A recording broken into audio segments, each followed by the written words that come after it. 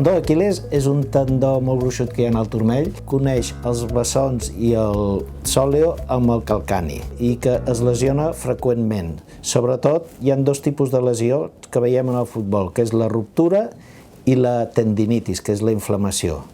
La ruptura del tendó d'Aquil·les normalment és amb jugadors de més de 30 anys i és una ruptura per degeneració del tendó, vol dir que està desgastat el tendó. I el tractament és sempre quirúrgic. Després d'operat sempre s'ha de calcular per tornar-se a reincorporar a la pràctica esportiva uns 6 mesos.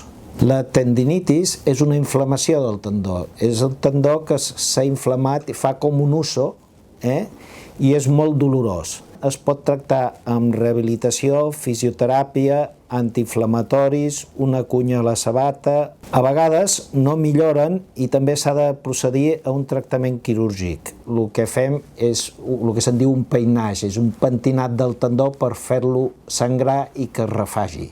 Tot això vol dir que si s'ha d'arribar a operar, que també són lesions llargues i que mínim són 4 mesos per la reincorporació a la pràctica esportiva.